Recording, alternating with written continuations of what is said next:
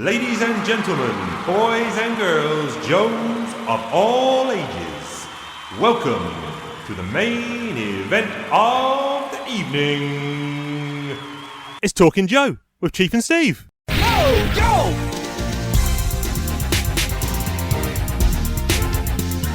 Yo, Joe!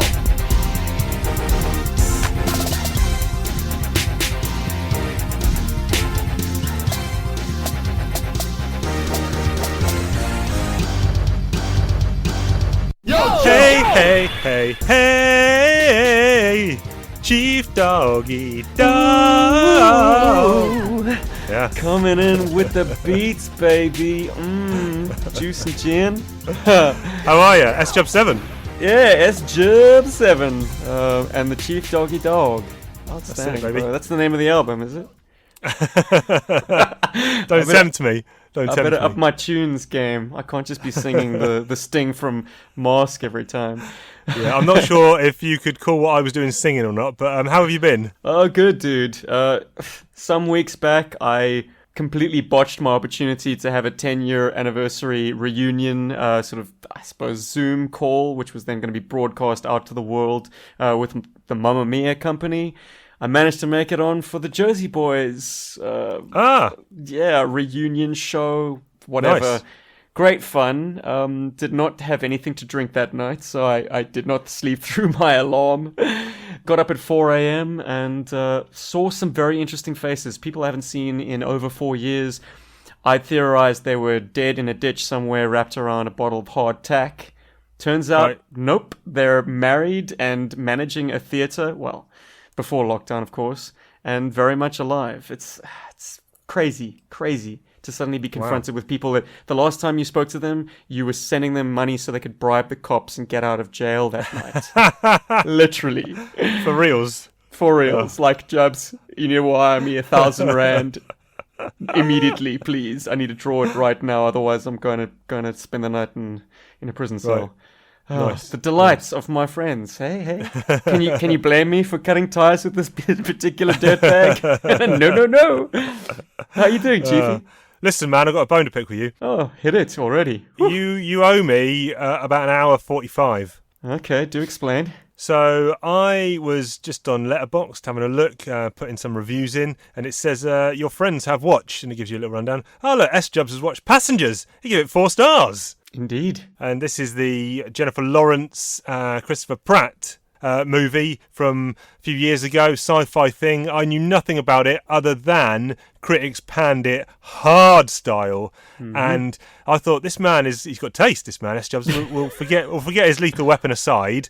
Other than that, I like what this man has got to say. So if he's telling me Passengers 4 stars, I'm going to whack that bad boy on and see what happens.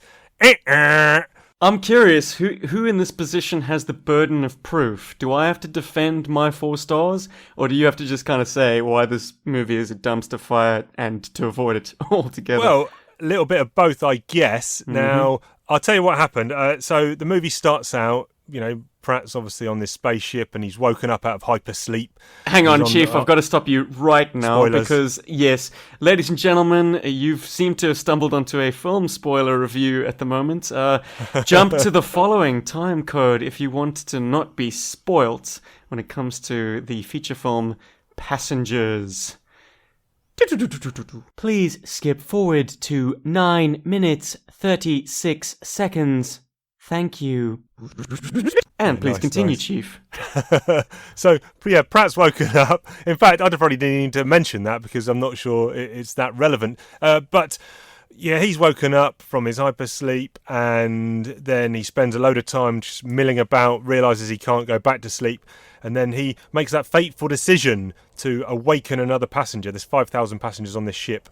And it kind of plays out what happens from there on. Now, I'll tell you where it went downhill for me, and that is, from the beginning, I just found it very boring from start to finish, very sleep-inducing, and I had, about the halfway point, in my head, I had theory crafted what was going to happen and what I wanted to happen, and it sounds like a much better movie. I thought, this was honestly what I thought was going to happen, and I was getting ready for it.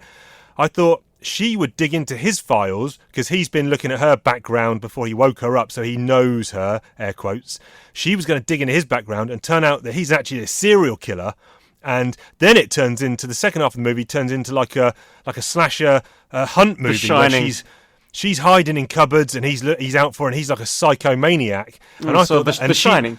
Yeah. And she ends up killing him. And I thought that was amazing. You know, in my head, I was like, "This is the movie. This is what's going to happen." And then, Chief, that's just The Shining in space. Why would you want to watch The Shining again in space? as the minutes crawled by, I realised that wasn't happening. And this is just a film about nothing, really. Okay. Fair enough. Look, Chief, what I'm learning more and more is that context is everything. For instance, when I saw Once Upon a Time in Hollywood and Joker basically back to back at the cinema, in a cool retro cinema here in Townsville, Australia, where I had basically the entire cinema to myself and the sound was absolutely fucking awesome. Yep. And the visuals were great. Those were 5-star films. I saw them again. The second time I saw them was on the seat back of an aircraft, and then they were 3-star films. Were you tired when you watched Passengers? And your mind was wandering and you were like making up your own more exciting version in your head? I don't know. I've probably got a pre-programmed thing where if a movie is a sci-fi movie, I am expecting action or some kind of thriller or adventure, and this does not tick any of those boxes. It's a drama in space, effectively. Well, yes and no. The stakes are life and death and happiness and fulfillment. You know, like the drama between these two is pretty severe. They go from like being absolutely smitten with one another to absolute like icy cold hatred. That moment is pretty gripping stuff, and you kind of, it's the ticking clock that's hanging over your head this whole time, that yes, she's going to find out that he has doomed her. But then it becomes a double bind, because they would have all perished had it not been for both of their intervention in saving the ship. So what an interesting, like, moral, as I say, double bind to kind of have to go back on your preconceptions of a person. Yeah, possibly. I wasn't convinced by the performances, and this is a stereotypical pigeonholed view for me of certain actors, but I wasn't convinced by Chris Pratt in a highly intellectual engineering role.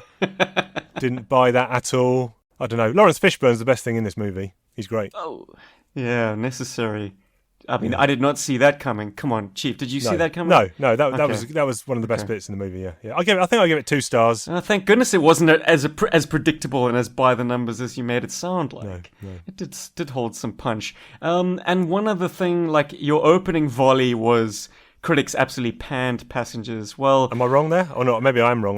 Maybe I'm assuming. Buddy, all I have to say is, like, when it comes to film critics, and any critic for that matter, I would sooner cross the street than to walk alongside one of them. They are the worst scumbags. Yeah, they've got an agenda. To have absolutely no actual ability, but somehow be elevated to a position where your opinion matters more than someone else's. I know we pass a lot of opinions here on Talking Joe, but it's not our job. No one's paying us to do this. No one's placed us on this pedestal. We're just a bunch of guys talking. Critics, on the other hand, scumbags, head 'em all. Hopefully not the two main critics, your two favourite critics of Chief and Ben on the Out-of-Timers. Once again, bro, just guys talking about things they like. No. No one's kind of put you in this position. No, absolutely not. You're not critics in the same sense that, I don't know. I can't even name a critic that comes to mind. But listen, like, I tell you who I do like, Mark Commode. I'm not sure if you're familiar with Commode's English Mark Commode. Yeah, nice fella. But if he ever took pot shots at something that I hold near and dear, look. Case in point, critics loved The Last Jedi. I think I rest my case. Yeah, I rest my case. Yeah, you do. All right. Where's the gavel? Case closed. Listen, I'm hungry, and, well, I shouldn't be hungry. Yeah, there you go, baby. Listen, it's time for the Snack Police. Cheddar chips, crisps, biscuits and candy, washing them down with a whiskey or a brandy, chewy sweets, cookies, built around jerky, snacks running fair because we got them at our mercy. We're snackers, attackers, bad mother truckers, and we're eating all the crackers, munchers. crunchers, knock out snacks like we're heavyweight punchers. The snack police are in there, here's out! I've just realised now when there's a few things, you might be able to help me out here, this is coming off track a little bit. When I edit some of the podcasts I do, most notably Clone Wars Dispatch, cheap plug for the Outtimers Network, I noticed that Ben does he does a few ums, but he also does a lot of lip smacking that I have to edit out, and I can see it as I've got the wave form up there, the audio track. I can see coming up. Oh, that's a lip smack, or that's an They've got very distinctive waveforms. Yeah, they're quite sharp, aren't they? What I have noticed is more and more on every podcast I do, I say listen loads on a podcast, and I think I've just said it about 4 times already. I think Ben used to call you out on it. Ben used to be like, "I'm listening, Chief." Oh, did he? Yeah, he does. He did. It was a great comeback, I'd say. But is there anything, because you obviously do the main work here and edit this show, is there anything you specifically take out, ums, ahs, etc.? Gosh, yeah, man, I get rid of at least 5 minutes of content every podcast worth of ums, listen, kind of just general brain farts when we kind of ramble and trail off into nothing. Yeah, cool. It's very satisfying work, I'm not going to lie, particularly for my OCD. I'm like, I'm not going to subject anyone to our mistakes. We're going to be the most flawless radio personalities you've ever heard. Fact. Now, listen, I was going to say, now listen. I'm saying it. Now listen. I'm listening, Chief. Prior to coming on, I messaged you and I said, I'm just having a quick bite of lunch. And I had it again. I think this is 3 weeks running. I've had the pea and spinach and quinoa burgers with a homemade... that time of day, Chief. Yeah, homemade mayonnaise, ketchup and caper sauce, and hot damn were they good. But now it is time for some actual proper snacks. And what have you got on the table for us this week? Well, you've kind of got me on the alternative crisp tack. So I've got Cobb's Natural Colours and Flavours Popped Chips. Yep. They are gluten-free, which means I have no idea what they're made out of. I guess potato, rice and corn. Yeah, it says it on the packet. Delight. Well, here we go. 110 grams net, which pretty much puts it in potato chip category, large bag.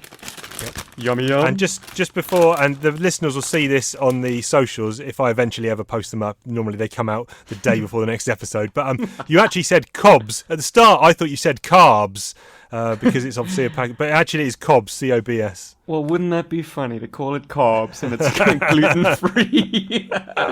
All right, time for a popped chip with the sour cream and chive flavoring. They're kind of flattened down, just basically air chips. You know, I'm sure you can conjure them to mind. They're like available in a variety of shapes and sizes. These ones are just like flat little pancakes. Whoa! That is a lot crisper. In fact, it's so crisp that it's deafening my headset, so I can't even hear. Amazing. Yeah? Thumbs up. Made in Australia. I'll tell you what, you've not had... Outside of some kind of dried meat, you've not had a thumbs up for a snack for a long time, so we'll take this. Indeed we shall. That's right up there with Kit Kat. Okay. I have got a bag of Stobby Flips. Yep, you heard right. Stobby Flips. I beg yours. Stobby Flips. This is made by... Spoonerism. Fobby Slips. Slobby Chips. Vita Minka make these. I can't read most of the writing on the front because it's Scandinavian. So kikirki with peanuts. Is that a made-up word? Are they trying to be cool? 40 grams. They look like, in the UK, what we'd call Wotsits. In America, you'd call Cheetos. I don't know what you'd call these in your neck of the woods. Knickknacks, once again. Or just like... knacks. Okay. They're small, though. They're quite small. They're... oh, yeah. Peanutty. Oh yeah, love it's a crunch peanuts. Off. Here we go. But the only downside with these is, it's a 40 gram. It's well filled. It's a good bag. The only downside is that it kind of sticks to your teeth. Oh, you know what I mean? Yeah, man. I can't hear you. The crunching, man. You're gonna have to speak up. It's gone all pappy. and kind of mushy, and it's all now got to use my finger and my tongue, and there's a screwdriver down there I'm going to use in a minute to wedge that out. Jeez, brother. Okay, well, I'm afraid you're slightly behind me on that, Chase. Mine is papiless. Well, I'm giving it a thumbs up, though, because that's very enjoyable. Lovely, lovely. Don't know about you, but I'm ready to talk about some comics. Hells yeah, baby. Okay, comic talk. It's comic talk, baby. Chief and Steve discussing like crazy. Larry Hama riding these bad boys, making sense of the wackiest toys. Listen as we talk about story arcs, making noise louder than Junkyard Box, talking about character motivations and all the various G.I. Joe fun locations. Right, so let's have a look at the covers. We're doing 195 and 196 this week of Real American Hero from IDW Publishing, and this is from October-November 2013. So, cover for 195, looks like we've got we have got a Terradrome with a nice guard with his binocs on the top, and there's some Joes underneath about to wage an assault. Mortified by the miscoloring of Shockwave. Oh, man. What an insult. It looks like Beachhead a little bit, doesn't he? Beachhead with a cap. Oh, dear. That is how he will forever go down in history, I think, until he has some defining characteristics. I mean, there's talk on his file card about him being a choir tenor, but that doesn't really find its way into any kind of conversation in any comic books. Interesting. I don't know how it would. Another thing that's interesting is the very nondescript guard that Cobra, well, we're led to believe it's Cobra because it is a Cobra Terradrome replete with Cobra sigils everywhere. Yep. What kind of troop is that? Is that a Viper? I think it might be an Alley Viper with his lid up. Hey, good call. Alley Vipers. But incorrectly coloured. Yeah, I mean, Alley Vipers at this stage have been all colours of the rainbow, so... Right, okay. I think I only know the orange and blue one. A strange urban camo, anyway. It's supposed to be misleading, I can only assume, because this Terradrome is not manned by, at least not uniform-wearing Cobra personnel at all. No. Yeah. And then in Harmer's sketch, it's actually a bit more cut and dry that it's not a Cobra. It's like a cap-wearing, balaclavaed baddie. Yep. 196, we have the Meandog and a whole host of Joes. Yeah, thoughts, Chief? I quite like this one. Yeah, man. I quite like this one. I think Very it's good. cool. I think nice action scene. It's crammed a lot of Joes in there. Yeah, it's going down. What do you think of muzzle flashes being handled in that way? It's kind of not the full burst of colour that you see typically. It's kind of a very hollow flash. I think perhaps did he employ this maybe on the cover so as not to obscure too much of the art? Yeah, but in times gone by, you'd see just that enormous rainbow of like orange, red, and white. And that would just be as a complete visual obscuration of the image. Like, this is like so much more transparent. We assume the weapons are discharging, but we've just got these kind of like, I suppose, a ripple outwards of flash. Yep. Leaving the barrels very clear. I don't know, it doesn't convey as much power to me. No, I don't think so. I don't know. What's Lightfoot doing on the front there? He's about to fire some grappling hook, is he? Oh, Diagnostic, where are you to stand up for your boy? Lightfoot, his mine detection equipment has that kind of claw in the front. I don't know if it is actually meant to... Hey, maybe it does actually practically telescope out and is able to manipulate things at a distance. Maybe it is a grapple hook. Maybe you're onto something there, Chief. But I always assumed it was a sensor of some kind. Like, how the hell are they stuck there, man? They're like, it's like flypaper. They're literally like stuck on the grill of the Meandog. I'm saying they got like straps going around their waist to couplings on the front of the Meandog. Hey, nice. You picked up on that detail. Looks like straps.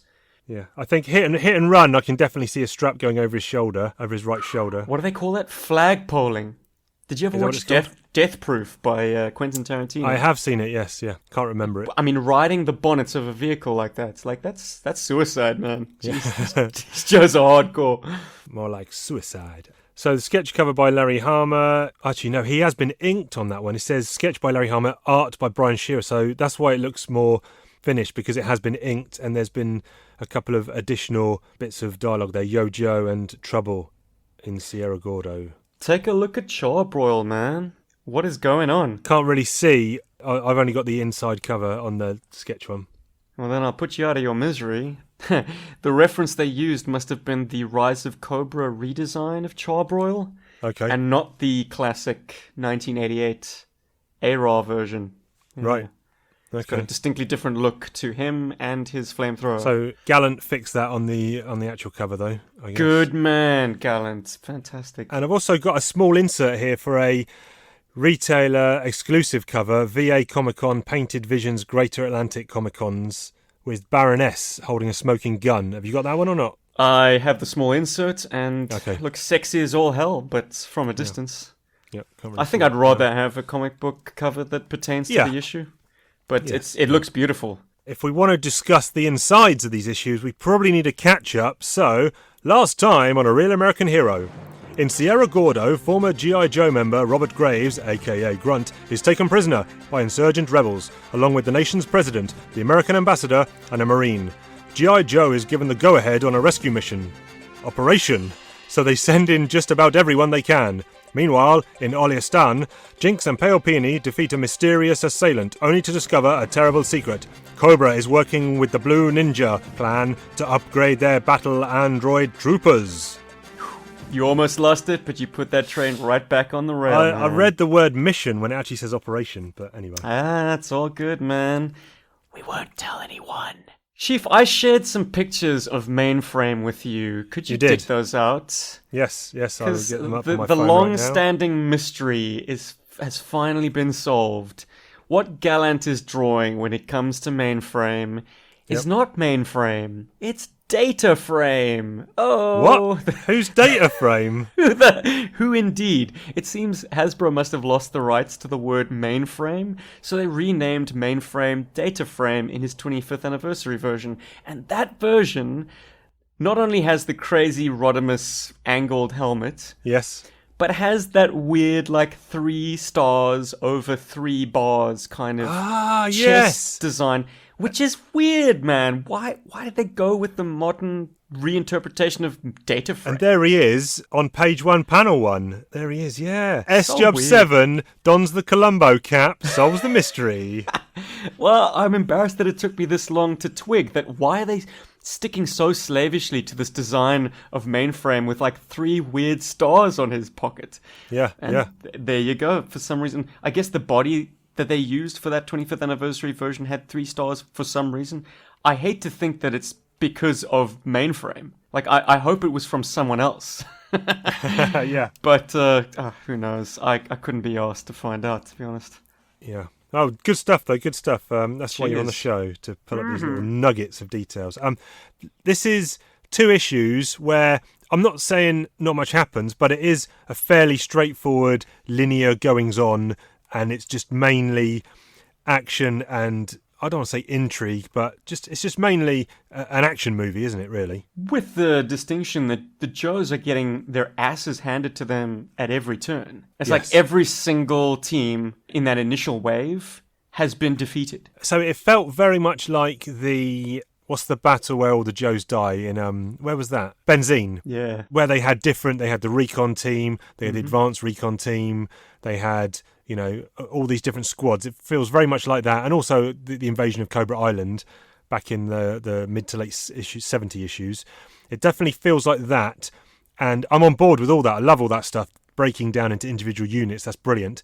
I didn't necessarily like the way it happened, and we discussed that on the last episode, where Grunt has been taken hostage, so they mobilised it seems like the whole of G.I. Joe just to save Grunt. But that being aside, we talked about that last issue. Here, I like the setup, the Joes getting captured. Now, the point I wanted to say was, does it feel a little bit like the Joes are coming off as amateurs, or they've been taken by surprise, or is this part of the plan to get captured? How do you feel about that sort of stuff? Look, I mean, without peeking into the next few issues, it felt like the Joes had underestimated their enemy. They thought Right, they were okay. flying into to resolve a hostage situation, but it seems like there is more enemy infrastructure in play than they had anticipated. I mean, the second the sky fills with Cobra air power, then you know. It's like, this the G.I. Joe did not anticipate this at all. So it is realistic for them to be defeated. It's incredible that it's a kind of a bloodless defeat. You know, a dogfight happening high over the skies and all the planes getting shot down. The fact that, like, not only were all the pilots ejected safely, but were all then rounded up without coming to any kind of harm. The fact that, like, the guys get their tomahawks shot out from under them and they all kind of make it unscathed. It strains belief a little bit that everyone's still in good health, not even injured. And again, I can't speak to the coming up issues because I can't remember them, but this definitely felt to me like that benzene war that went down, in that I was anticipating several Joes to get killed off in these issues, or potentially the next couple of issues coming up. It felt like Larry was using this as the same kind of storyline-esque as what he did then to kill off a few Joes. So I'll wait to see if that happens. Oh, man. Just kind of link this to the once vibrant toy line that it supported. Larry got the green light to cull the Joes because there were certain characters that weren't getting future versions. Oh, right, okay. So it was like, cool. I don't want to run a morally bankrupt book where there are no consequences to the conflict. So he killed off toys that were basically dead end in the toy line themselves, like Battle Force 2000. They were not going to come back in any way, shape, or form. So he was like, cool, I'm going to wipe them all out rather unceremoniously in one massive explosion, save for Dodger. Yes. Nowadays, if he was to suddenly do a cull, he'd be killing off his darlings. I mean, like, look at this squad. We've got Gung Ho, Lady J, Flint, Dial Tone, Mutton Junkyard, Roadblock, all these heavy hitters, beloved characters. You know that they're not going to get scratched. And even if they do get a bullet wound through their face, they're going to be right as rain 2 issues later. Yeah, Falcon. Oh, I've got a Larry Hama-ism for you on page 5. Larry Hama-ism, let's do it. Play that jingle. Yes, sir. I'm hearing the same things over and over again. It's like we're trapped, incarcerated, locked down, in a bind, stuck in a prism. Hey, what you talking about, Chief? It's just a Larry Hama-ism. So, this is something that I think you typically resolve in the mission briefing as to how the squad moves when it's on the ground. Like, you don't leave your marching assignments when you're actually boots on the ground. No. Flint is giving them out, and it's very detailed, obviously, and it's all happening in real time. And he's like, Roadblock, you rock and roll, and Torpedo are drag. Zap and Gung Ho, right flank security. Lady J walking slack, on point. Mutton Junkyard, Shockwave on the left flank security. It's like, okay, buddy, just make sure everyone in the jungle heard that. Yeah, this was he did it quite a lot in the some of the special missions issues, didn't he? Yeah. True. I quite like it, but if you just go one page forward, one thing I'm going to pick up here that I picked up on is look at the kind of second panel. You've got Ace and Wild Bill in the cockpit, and I was thinking, this doesn't look like, S.L. Gallant's standard art, and I had to flick back, and that's because it is S.L. Gallant on art, but the inks are actually by Phyllis Novin, who I believe stepped in just for one issue. And again, I don't know if it was a bit of a rush job, but the finished art in this issue definitely isn't as good as other S.L. Gallant issues. I don't know if I'm nitpicking, but kind of the faces on Ace and Wild Bill look a little bit kind of muddy. Could it possibly be because it's not Ace at all? Oh, is it not? Who is it? Dun, dun, dun. Payload, baby. He's even wearing his astronaut outfit. Oh, yeah. So, okay, a detail that isn't fleshed out in the artwork is that the patch on his left bicep would have the Defiant in that triangle. Okay. Oh, the red also, triangle, yeah. Yeah, Payload's got the stash, and obviously Ace, I think he likes a good clean shave. I didn't even see that. See, that's the thing. I didn't even see that tash. I just saw that as shadow on an upper lip. Like the character was grimacing. Jeez, no wonder you have no love for this artwork, man. You're just like, But now you've pointed it out, now I see the tash. But if I close my eyes a little bit, I still see a bit of a downturned grimace rather than a tash. I don't know. But damn, man, this art is terrible. Chief is mistaking tashes for grimaces. Come on, Gallant, up your game, baby. Listen, the art is good. All I'm saying is the inks aren't as good as Brian Shearer or a Gary Erskine, something like that. So Right on. But yeah, like you said, it's kind of a bloodless taking of hostages there, and there's loads of different groups of hostages scattered around. They didn't want to put them all together in one place, and that kind of led me to believe that something is going to go down in future issues where, you know, they want individual breakouts or escape attempts, things like that. So we'll see what happens. Yeah, big time. How difficult is it to escape? I'm talking specifically about Stalker's team. So they're all kind of strung up, their arms above their heads, on these hooks. But the hooks are open-ended. They just slip the rope up over those hooks. Yeah, they could. Hilarious. Page 6 on issue 195 has, to my mind, the only reference to Shipwreck being Hispanic. Duke says that... He says he's fluent in... Well, I didn't know, but is he Spanish then? Is he Hispanic, sorry? One would be led to believe so. His Based on file what? name is Hector X Delgado. Okay, right, fine.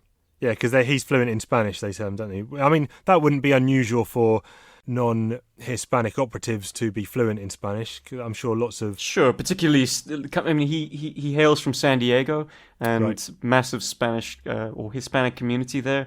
But with a name like Hector Delgado, it's kind of been a long time coming that they acknowledge that, yes, Shipwreck, he ain't a white guy. Yeah, He's cool. Hispanic. Cool. That's not a deep tan. He's got a little bit of coffee in his milk. Yeah. I like that. That's good. What Larry does here is he tries to give a lot of Joe's and other characters a lot of screen time, if you will. So even Lola, they cut to her, which is Grunt's wife, and you know there's reporters at her door, and she gets a whole page of people prying, and then she punches out one of these slime ball reporters, which is quite cool. It reminded me of that scene from Die Hard 2 where Holly, John McClane's wife, zaps him with the taser on the airplane. Oh no, she actually punches him in the first one as well, doesn't she? Yeah, that's why she he's got a does, restraining order against her. Yeah, quality, love that. Fantastic. Lots of other characters, you know, Pale Peony and Jinx obviously get a bit of action as well.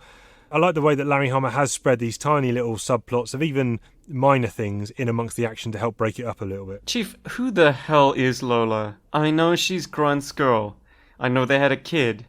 But like, her introduction, she was just a helicopter mechanic. Yes. Studying at Georgia Tech, where Grunt was enrolled.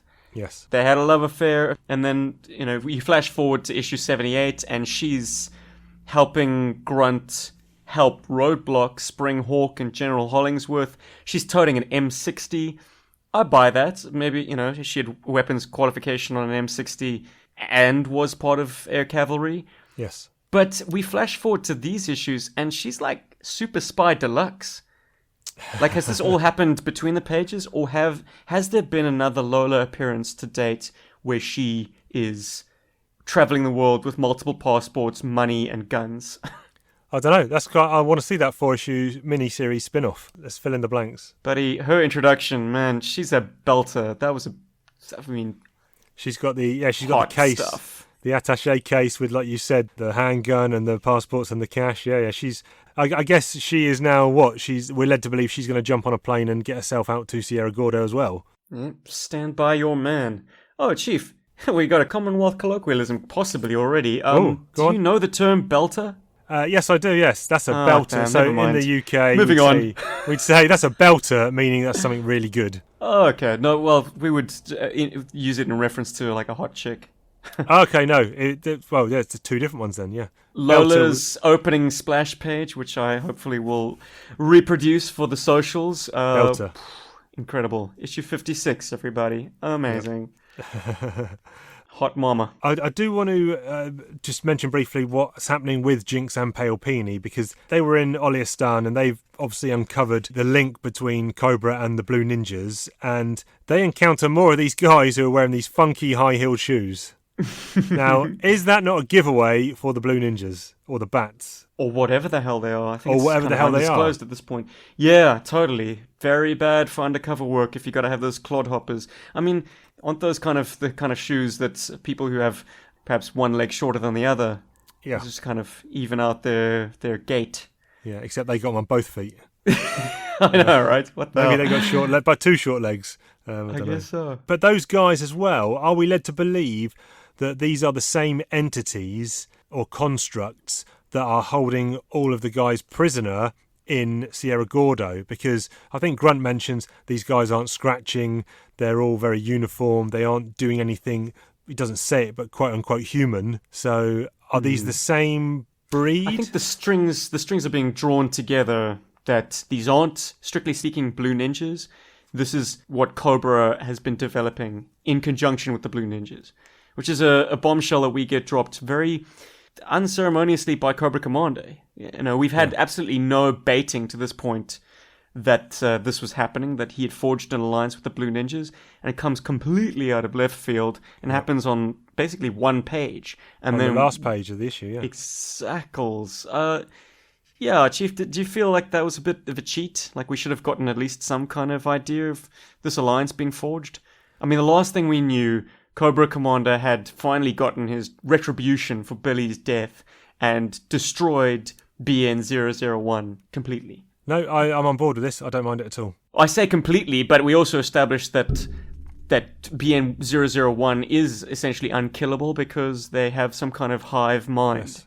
And I think Cobra's, he even says it was galling to form an alliance with the nefarious cyborgs. And it seems like his overall plan is to use this as a distraction to ultimately invade the pit. Which he theorizes is now staffed by a skeleton crew. And that, I say, exactly how many personnel are there in G.I. Joe? I'm not too keen on support staff in the pit. Yes. I like the idea of the USS Flag being run by a bunch of Navy guys, but the pit itself, that's G.I. Joe's top secret headquarters. That said, there are like over 400 card-carrying members of the G.I. Joe team. Yeah. Like, even if 100 of them are in play at the moment, that doesn't leave you with a skeleton crew at the pit, unless everyone's on shore leave. Yeah, true. And how was he counting? Do your math, Cobra Commander. Do your math, buddy. Did he have an abacus as he was seeing them leaving the pit? And he's 1, there goes 2, there's 3. And also, when was it established that he knew exactly where the pit was? Now, I know they've done several assaults in Utah and have been hoodwinked and, led to believe, that wasn't the pit, because I think Mindbender was the last one to do it. He took a squadron down there, didn't he? But I thought they were then under the impression that the pit is not in Utah, but we're now saying that they knew it was all along, or what? I don't really understand that. Issue 130, my very first issue of G.I. Joe G.I. Joe, a Real American Hero. Yes. That's an Andrew Wildman, I think. And, it is, yes. And Cobra definitively know exactly where the pit is on the map in that issue. Okay. Because they destroy the huts on top. They find their way down into the passageway that obviously Spirit sits on top of, and they put bats into that passageway. That's right, yes. So I think they do know where it is, but G.I. Joe has just been brazen enough to not move. I guess they feel like, unless Cobra gets hold of the pulse laser system and do a sort of a bombardment from orbit, that they're pretty safe in their fortress. And the Krypton bomb as well. The Krypton bomb. Yes. Now, what I was going to say was I think Cobra Commander's ultimate plan is to use these blue ninjas to distraction, get into the pit, and then he will look to eliminate the blue ninjas after that, kind of using them up and then trying to eliminate them. So I don't think he's planning on a long-standing relationship with them. Howdy, Chief. You should be writing G.I. Joe. That's a good theory, man. Just briefly, did it make you laugh, the last bit where Mindbender says, "You're brilliant, Commander. Tell me something I don't know, Mindbender."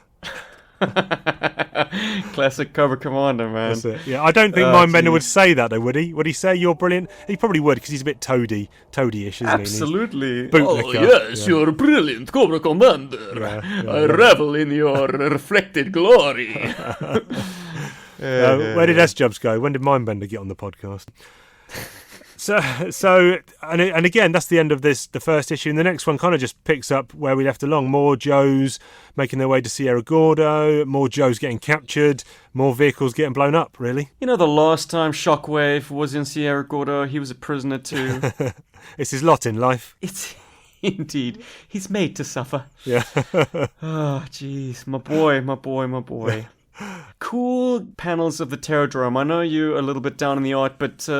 No, this is now picking up because now we got Brian Shearer back on inks. Wonderful. So I see this art as being superior to the previous issue. The fidelity in which the Terradrome is dealt with is so high, even down to the scaling of it, because a Terradrome, you kind of want to upscale it because, you know, it's a substantial toy, but it's also perhaps too small for what it is, to be a base, to have a vast internal space. But what Gallant has done is presented a Terradrome inaccurate toy scale. You know, the size of the people relative to the Terradrome is correct. Yeah. Which is a marvelous achievement. Once again adds fuel to the fire that I think he's in possession of a vast array of toys. And he absolutely loves presenting them on the page. Yeah. Even down to like the prisoner section, which has a sticker that says caution, force field. I'm talking about page 8, if you got it there, Chief. Let me have a look. As Shockwave is being marched past. Oh, yeah. Force field. Ooh, force field. Don't put your fingers on those bars. Oh, but they are. I guess it's been sitting in the jungle for a long time. Maybe not all the systems work. But what is fun, and this is something that the Terradrome toy cannot do, in order to bring the hostages from the bottom to the top, they use the launch silo, which is genius. The Terradrome famously has no way of getting from the bottom level to the top level. Right. So using the silo, the launch silo that would typically be used to launch a firebat in that instance, perfect, love it. Very dramatic, of course. You've got those like pie slices unsheath to reveal whoever's coming up. Yeah, quality.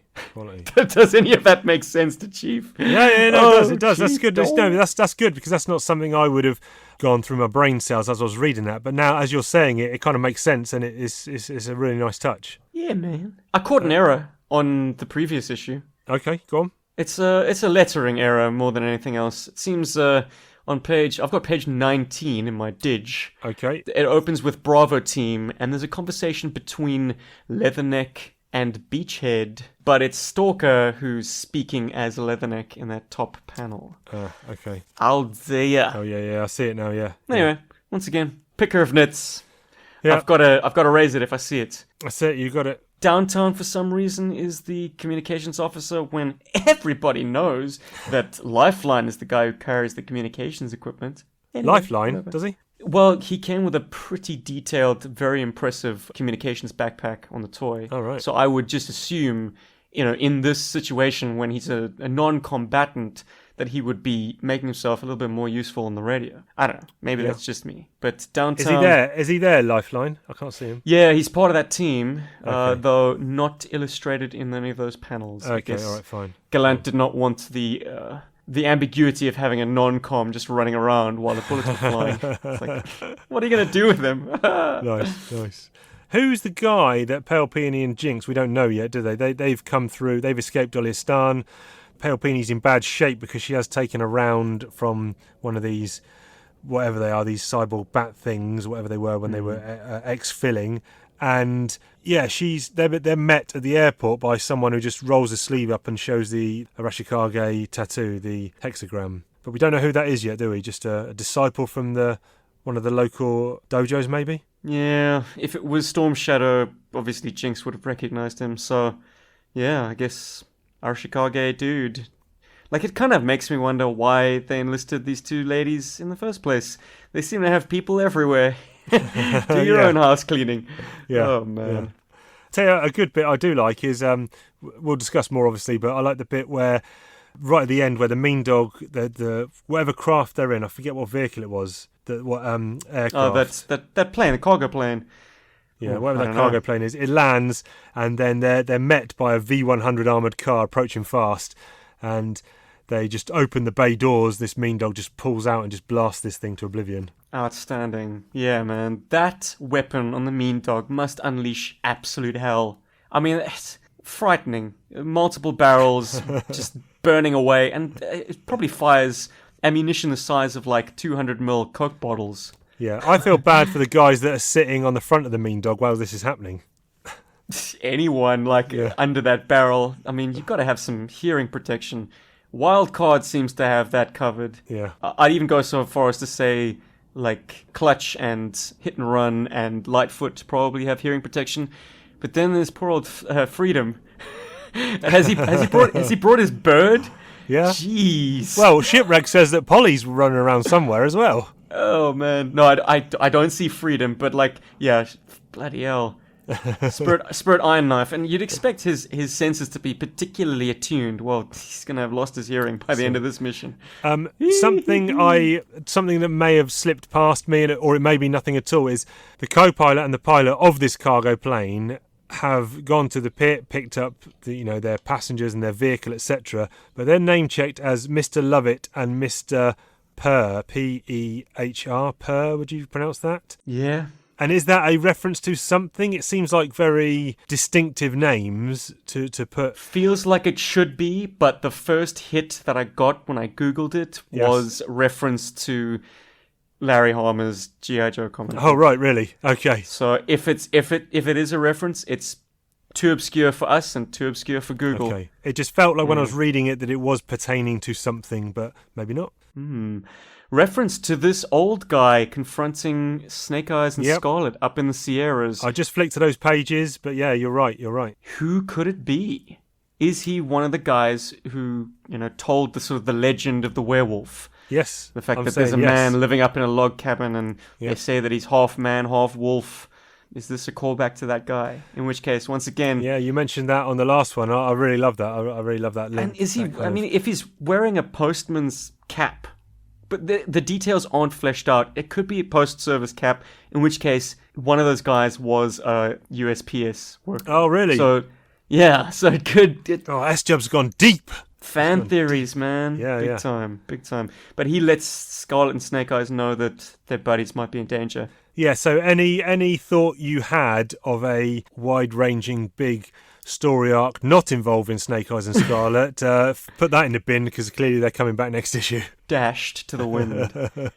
Chief, what do you make of the fact that Ernesto, the leader of the terrorists in the previous issue, and I mean issue 194, made it quite clear, or was it 193? Anyway, it was in the previous episode of Talking Joe. Yep. He made it pretty clear that they have no demands. They just want to make an example of these hostages, and they're going to just off them.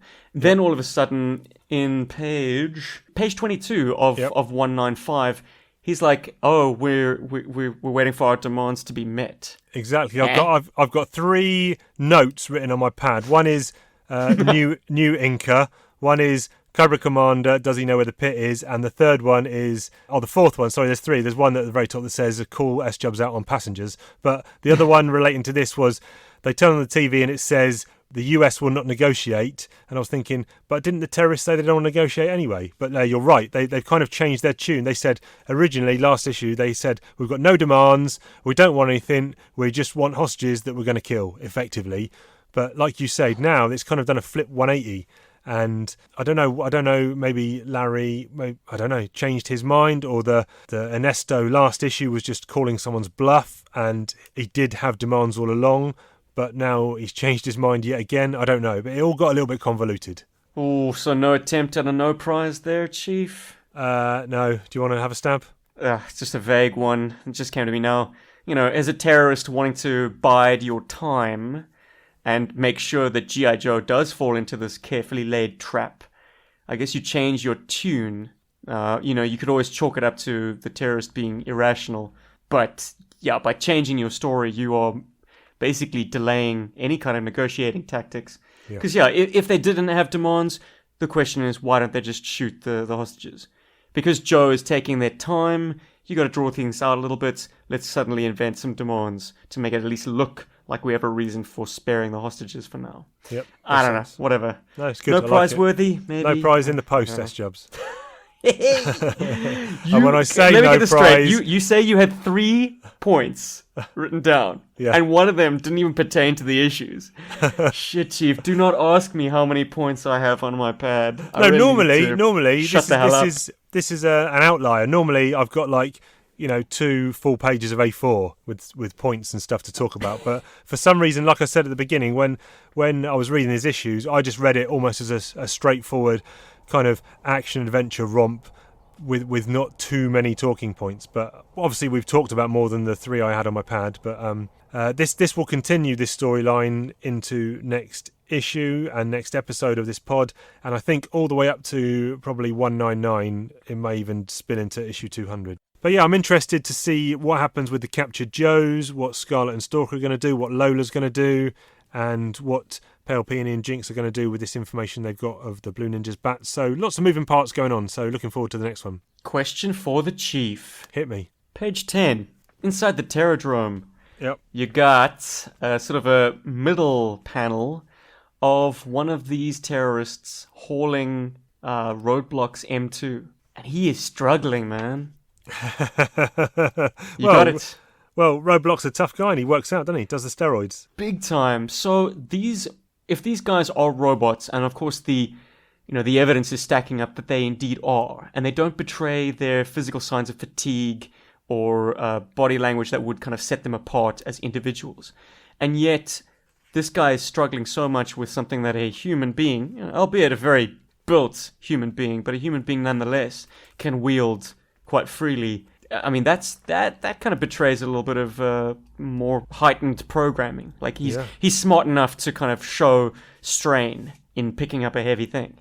Yeah, I mean, wow, S-Jubbs digging in the weeds here and pulling out nuggets. So, yeah, you're right. No, again, you spotted something that had missed my eye, and you're right. You've given yourself a second no prize there, because these beings are so intelligent and their artificial intelligence is so good that he is feigning the strain of lifting up this thing. So that could be one thing. Or it could be that there is a mixture of humans and cyborgs amongst the crew. I don't know. Hey, I like it. Chief, no prize for you too. We're just making it rain the prizes. That's it, baby. Flick 2 pages ahead. Page 12. Another question for you, Chief Dog. It seems like G.I. Joe might be onto something. They kind of have nailed down Cobra's naming convention. Oh, yeah. It's always an anagram of Cobra. Rabok is an anagram of Cobra. It's like, guys, you should have caught wise to this way back in the Arbco Brothers circus days. There's only so many they can get away with, surely. Yeah, exactly. 5 letters. Yeah, I think we've had Broca Beach, Arbco Circus, and now Rabco. There's probably another one in there as well. Rabok, and then there's Rabok, Rancho Cobra. Cobra? Yeah. Yeah, which you always called Rancho Cobra, and I think that's just so precious. Yeah. Yeah, you never picked me up on it, though. No, I wouldn't dare, Chiefy Dog. I think that wraps me up on these issues, man. Yeah. No, good stuff. In terms of my feels for these issues and the quality here, I think I personally have been spoiled on the previous kind of 6 to 8 issues, and I think this wasn't as enjoyable for me, although still a good read. Well, it's all going to come out in the rating, I guess. Yeah, we're kind of cruising, we're chugging along to some major stuff. We're certainly chugging along to a very major number. Yes. That being the big 200. That's it. What has Talking Joe got up its sleeve, dear listeners? I don't know. Maybe something. I don't know. Maybe you can fill me in after this podcast, because I'm in the dark. But, oh, it's an audio treat. Don't you worry. We'll be covering... What is it next week? Is it 197 and 8? 7 and 8. Yes. Yeah, followed immediately, just so you guys can whet your appetites, by the first S-Jubbs award show. Oh, yes. We'll cover issue 199 plus a 2-year award. So we'll cover the calendar years of 2012 and 2013 with our... I was going to say regular award show, but it's not been regular for some time now. But we're reinstating that on Talking Joe, baby. So stay tuned for that. But right now, I want to hear about toys. So it is time for Toy Talk. Steve talks about toys, ho ho. Steve talks about G.I. Joe. He talks about all the toys from the comic book and the animated show. Steve talks about toys. Steve talks about toys. Steve talks about toys. Steve talks about toys. All right, Chiefy. What do you think I got for you, buddy? Okay, judging by your desire to try and include a vehicle or figure from the issues we've just read, oosh, I am going with the Terradrome. Chiefy's 1 for 1, baby. You're absolutely bang on the money. Okay. Please head straight to 3djoes.com and check out the sexy spinning images of this incredible playset. It occurs to me that when it comes to the sort of 3D spin technology that 3D Joes employs, it's no more useful than on the Terradrome. The Pterodrome is a circular toy. You're only ever going to see like possibly a third of it at any given time if you're taking a picture of it. So to get a full 360 of it is very, very, very useful. And where does one begin, man? Did you have any brushings with this toy as a child? Never had it as a toy. I know this is not to this scale at all, but friend of the show, Peter Seddon, had the Pterodrome Creo set. Okay. I've got the Firebat Creo, which will obviously go in it, but never saw this actual Pterodrome, never knew anyone that had it. I'm of the opinion that it possibly did not reach the United Kingdom. Okay. But I'm basing this on absolutely nothing. It's a considerable piece. It's kind of up there with, the flag, the Defiant, and then the Pterodrome. These are big, big, big boxes. Okay. And you had to have a market to support it. Yeah. And I don't know if territories outside of the United States, though I have heard of Defiants being sold in, like, Belgium. Okay. So it did reach Europe, but perhaps not the United Kingdom. I don't know. I only got my first brushings with the Pterodrome when Paul from G.I. Joeberg got one in the mail, and man, that was a good day. Oh, jeez. Where does one begin? Well, you're going to have to convince me, because I'm looking at this, and my first thought is, meh.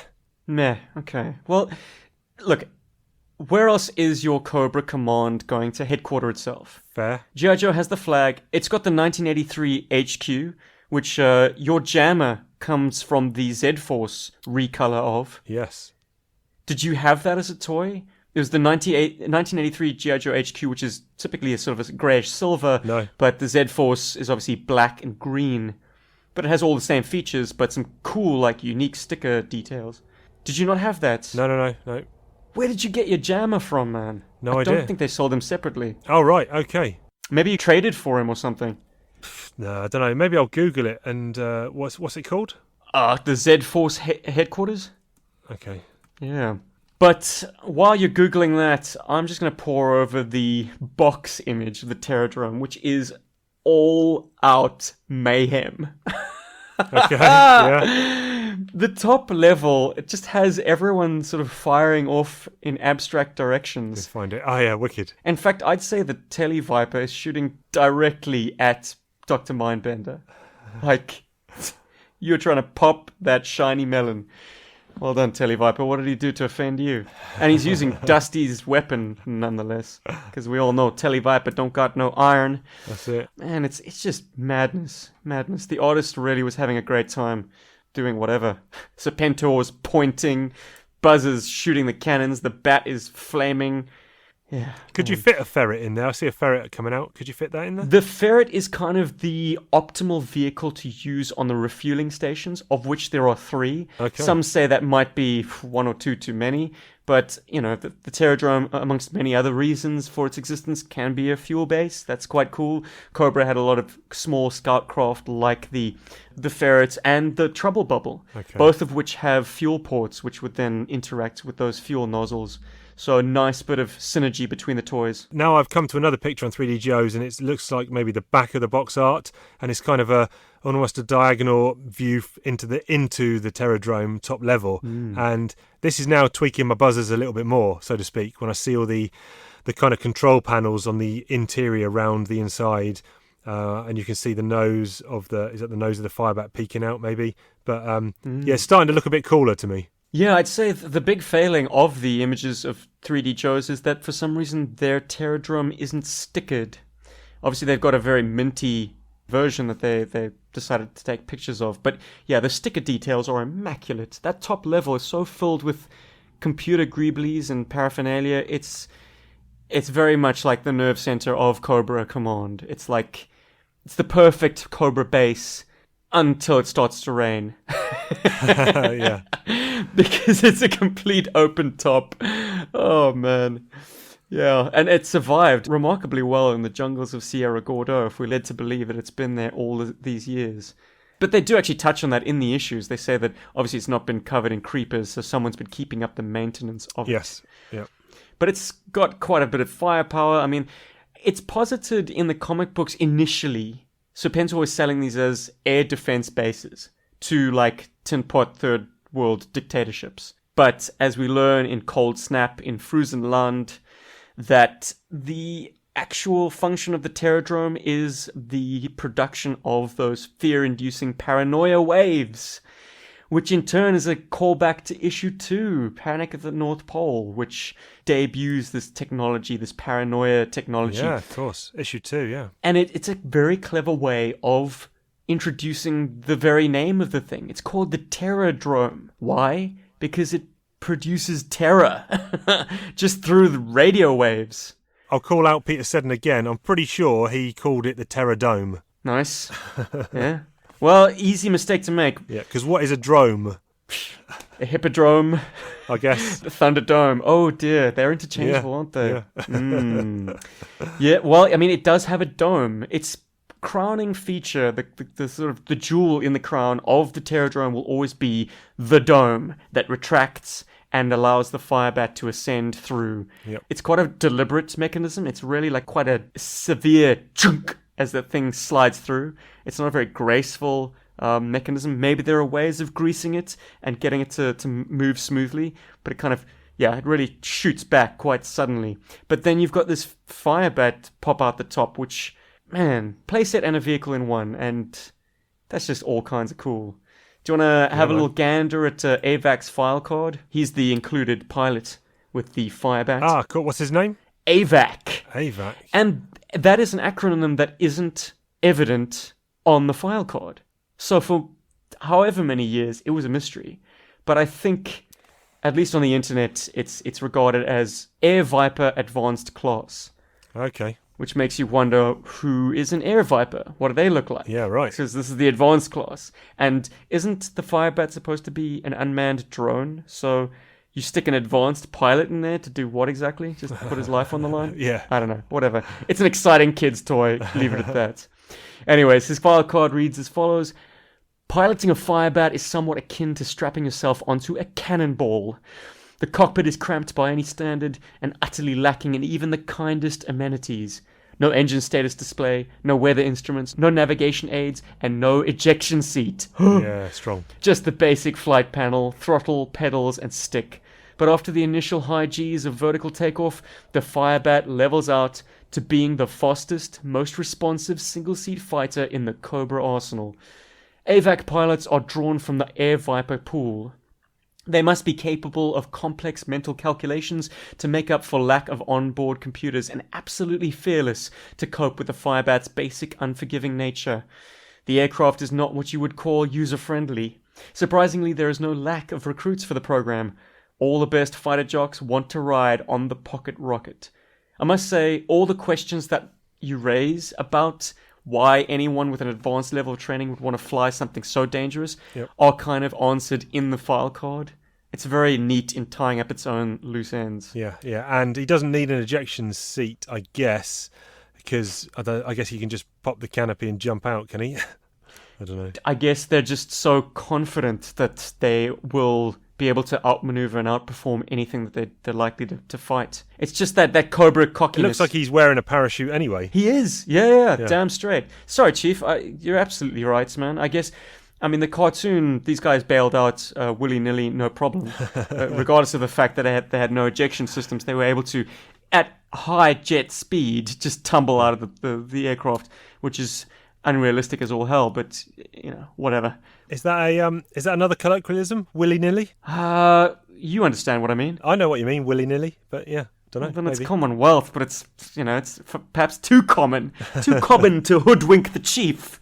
But yeah, I don't know if our North American compatriots or European pals would know about willy-nilly. But yeah, no, this is cool. This is the more I look at it, and as with most stuff that I am not too keen on at first glance, the more I dig around in the dirt and consume stuff about it, the more it's grown on me. So yeah, this is pretty cool actually. Full Full disclosure, Chief, it's a toy that I vowed I'd never get. Okay. Because I don't need Cobra to have a base in my mind. They are the unseen enemy. They are living underground in the sewers of Springfield, USA, wherever that might be. You know, like the idea of them having this static fortification always seemed silly to me, because unless they've got some high-value hostages in their prison cell behind the force field, what's stopping G.I. Joe from bombing that to hell? And they certainly have the weapons to do it with. And I think Larry feels the same, because how many times have we seen Cobra attack the pit?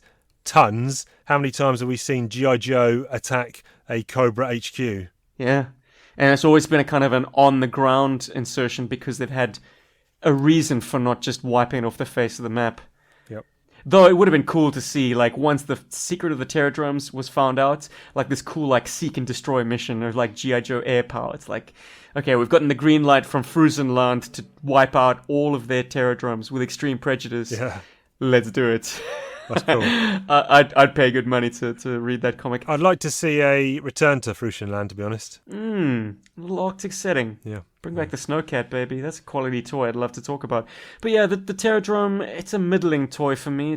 It's too big to really excite. I mean, bases...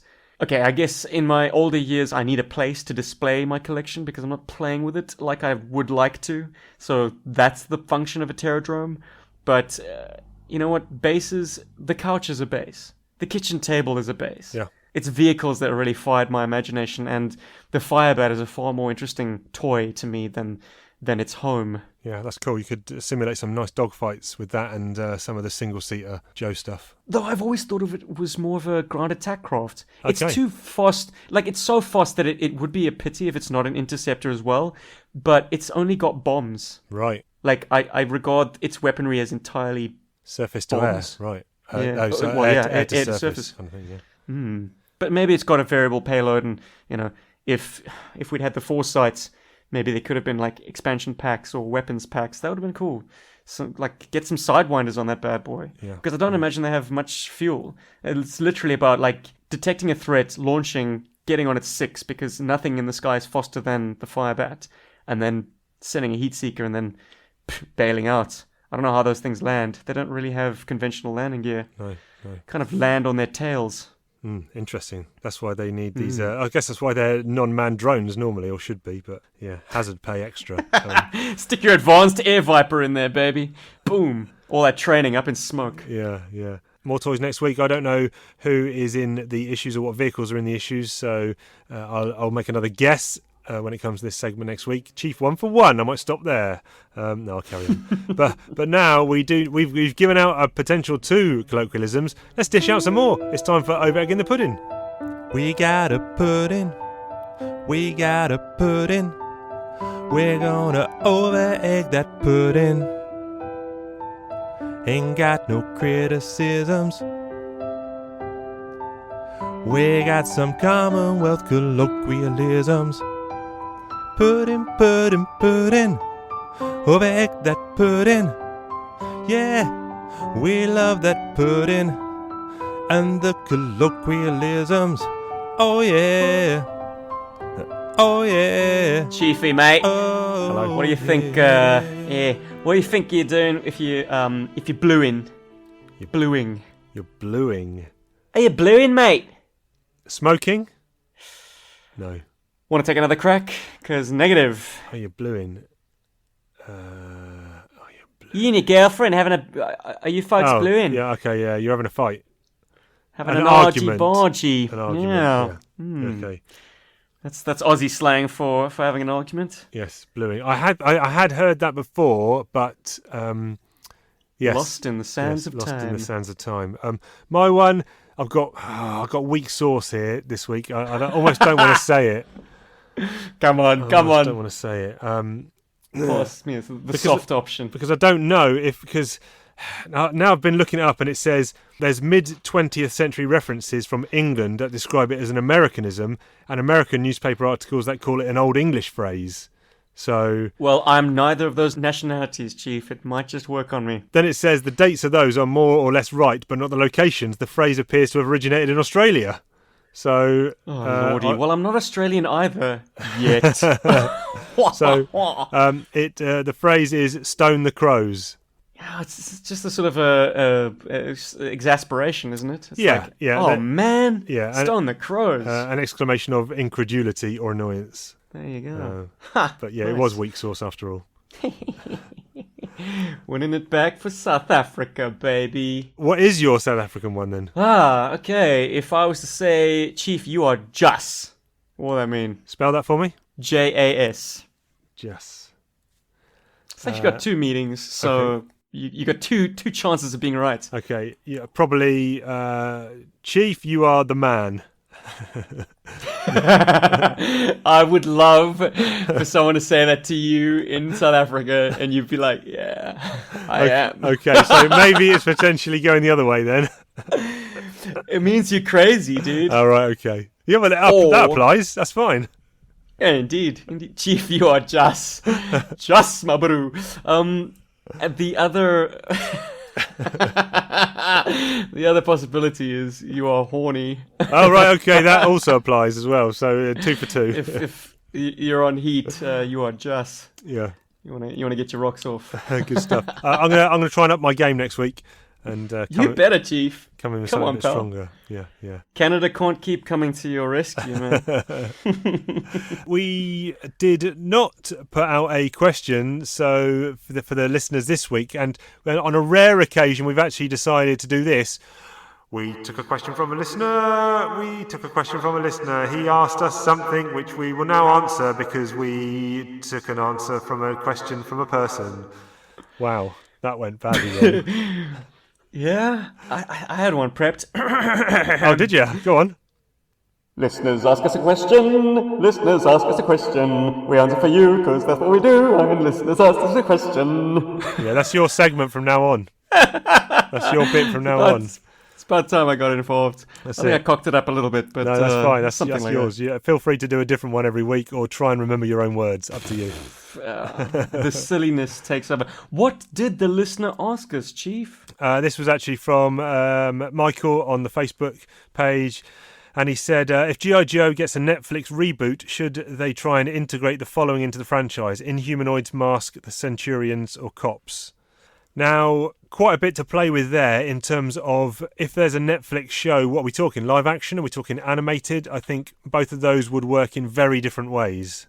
Sure. It'd be easier to do Joe in live action, and the more fanciful franchises would not be as viable in live action. Especially because I think of those, I guess they've all had cartoons, but none of them have had live action to the best of my knowledge. Yeah, and they've integrated themselves into one another only kind of marginally. Chief, what's your knee-jerk on this? Like, do you have a gut response about mixing G.I. Joe with anything? I mean, I don't know. I suppose we've seen it in comics in terms of what IDW did with some of the other Hasbro properties, especially with Transformers. There's been multiple G.I. Joe Transformers crossovers. If I'm being honest, I think there's probably 3 that I liked. Obviously, the Transformers G.I. Joe from Tom Scioli is top of the bill. I actually quite liked the 1980, whatever it was, 5 or 6, the 4-issue miniseries crossover. Where, Never read it. Okay, Oh, fine. sacrilege. And then the other But one I'd I like liked to, I'd like to. I think it was from Dreamwave, and it was written by John Nay Ryber, I think, and art from Jay Lee, and it was set in World War II. I read that. Very stylized. Very stylized, and I enjoyed that one. But all the rest, not really my bag, I don't think. So I'm not against it at all. You know, if I'm happy to try anything, and I'm happy to say I didn't enjoy it. I'm never going to say, don't you dare do that. That's sacrilege. Because what if, as with any content, what if this content is produced and some people like it? Surely that's okay. Though if some people enjoy it, as long as it doesn't overly harm the brands or the franchise or pull it down necessarily in the eyes of everyone, then surely more content can't be viewed as too much of a bad thing. But it just might not be for me or you or whoever. But I don't know if that's me swerving the answer or not. But in terms of G.I. Joe, I wouldn't mind seeing a animated series where, you know, some cops show up or, you know, Matt Tracker pops in for an episode or 2. I started watching the third season of the Transformers Okay. in preparation for our Shirley episode. All right. It didn't really come up in the conversation, but it's interesting to see that they do incorporate G.I. Joe continuity. Most specifically in the form of the character of Flint and Lady J's offspring. Right. Marissa Fairborn Okay. is a major character. Ah, yes. And it's like, that's so nice to see this continuity brought into the future. Fantastic. Yeah. I hadn't talked on that. Yeah. But to answer the question, like, my knee jerk is keep Joe Joe. Let's get a winning formula when it comes to G.I. Joe before we start doing things that are crazy. Yeah, I wouldn't do it out of the box, most definitely. Out of the gate, I wouldn't be mixing these up. Like you say, establish something, get an audience, and then don't, ram it down people's throats early on, or even to a massive extent, just kind of drip feed it in to see if it works almost. But then, here comes the curveball, Chief. Go on. G.I. Joe is chasing modern military action movies a little too hard. Yep. Like, there was a huge scaling back after Rise of Cobra and its more fantastical elements to a more realistic military story in Retaliation. And I feel like if we go into the Netflix world, we're going to get an even stronger dose of realism, which will kind of make G.I. Joe a little bit too beige for me. I want all the vibrant colors that we got with Sholey's book. Yeah. I think that is such a winning formula in making a striking, very G.I. Joe or Transformers kind of presentation. Because the second, it can be hit or miss. James Bond tried to learn as much as it could from Jason Bourne.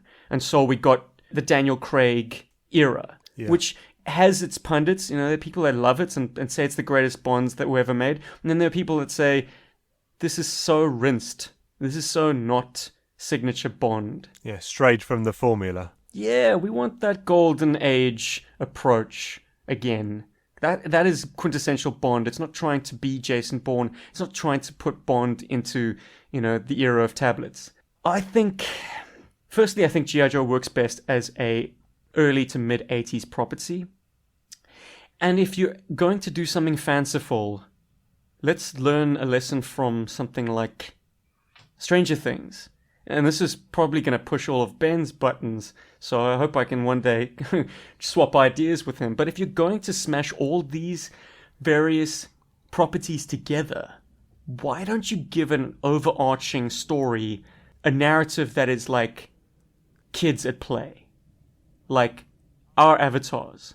People that are Chief as a child, S-Jubbs as a child, Ben, Jim Godfrey, Chris McLeod, we're all just kids playing with our respective toy lines, irrespective of where they belong.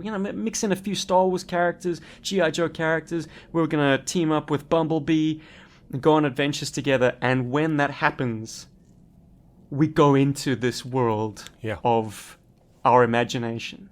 So the characters handle themselves seriously, but we have the license to do anything that a child at play would do. Yeah, that sounds really cool, actually. It's an idea that I'd love to develop, man. It could be a better version than Ready Player One. Oh, shit, it's been done. Yeah. Ready Player One. I mean, look, it got a Gundam, an RX-78, onto the big screen. Yeah. And it's something that's just whet our appetites. Yeah. So if that film served no other purpose other than that, I still call it a win. Let's have more of that, please. Yeah, fair. Except let's have Duke, Megatron, and Darth whoever Vader, the fuck the cops are. Darth Vader. Yeah, it'll be like, there was a film in the 90s called, I think it was The Little Indian in the Cupboard or something. Okay. The Indian in the Toy Chest, something like that. Yes, yeah. Hopefully the listeners know what I'm talking about. It was about a magic toy chest that you'd put your action figures into, and they'd come out and they'd be living. Right. And at one point, which was probably the most jubilant moments in the movie, this kid just puts a whole mess of toys in this cupboard, opens it, and it's like Darth Vader is fighting Indiana Jones. Oh, like, it's so cool. I just want more of that. Well, up the ante, make it more serious than like Small Soldiers or Toy Story. Yeah. It's not for laughs. Like, when we go into this world, it is as serious as the real world. Yeah. But for some reason, anything can happen. It is really just a sandbox of your imagination. No, that sounds good. S-Jubbs is the ideas man. So anyone who's got any weight or sway wants to give this man. He's got a script in the process, I imagine. So let's get this green lit and made. With any luck, we've answered your question, Mike. That we wouldn't mind it coming to Netflix, but I would just want the imagination to take hold. I want your version. Yeah, definitely. A lot That's of people cool. would disagree with you, Chief. A lot of people want G.I. Joe uber military, totally realistic, totally serious, and that would not allow for a crossover with Mask. Maybe, Mask at the most extreme. Definitely not Transformers, and definitely not like Visionaries or Rom the Space Knight. No. Everyone's got an idea about what they like, and I'm not here to tell people what they should and shouldn't like, but, I'm open to pretty much anything, so let's just chuck it at the wall, see what happens, and, there you go. But, yeah. Centurions. Good. Centurions, they'd work. Yeah, definitely.